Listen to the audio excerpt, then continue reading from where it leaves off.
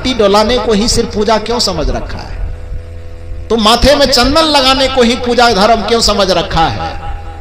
ठीक है, वो हो सकता है कि किसी धर्म का, किसी संप्रदाय का वो श्रृंगार है, उसकी कोई आलोचना नहीं। कोई टीका लगाता है, अच्छी बात है। कोई तिलक लगाता है, अच्छी बात है, लगाना चाहिए, लगाने में कोई बुराई नहीं है।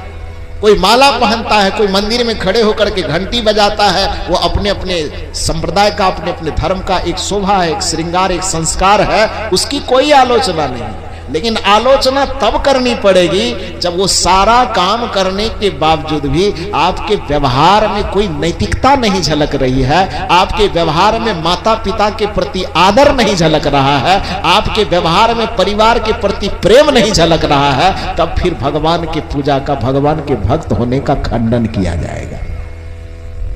और ऐसा खंडन केवल कबीर को नहीं करने की जरूरत है, ऐसा खंडन दुनिया के हर एक समझदार को करना पड़ेगा। करना पड़ेगा कि नहीं?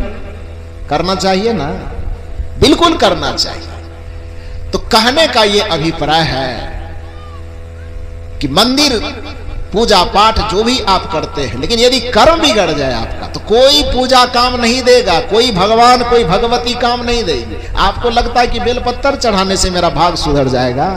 कुछ लोग कथावाचक के नाम पर टीवी में बैठ के फैलाता है, एक लोटा जल और सब समस्या के हल। कबीर साहब का सवाल है बीच में, एक लोटा जल लेकिन दिल में बड़ा है छल, तो फिर कैसे होगा समस्या का हल? यदि कोई कहता है कि एक लोटा जल, शिव जी पर एक लोटा जल डालो, जितना समस्या है सब समस्या का समाधान हो जाएगा। कबीर साहब बीच में कहते रुको रुको रुको, पहले इधर सुनो, एक फार्मूला क्यों मारते, बीच में एक पॉइंट मेरा डालो। वो पॉइंट क्या है? जब सामने से आ रहा है कि एक लोटा जल और सब समस्या के हल, कबीर साहब कहते सुनो पहले इधर, एक लोटा जल और दिल में भरा है छल, तो कैसे होगा समस्या का हल?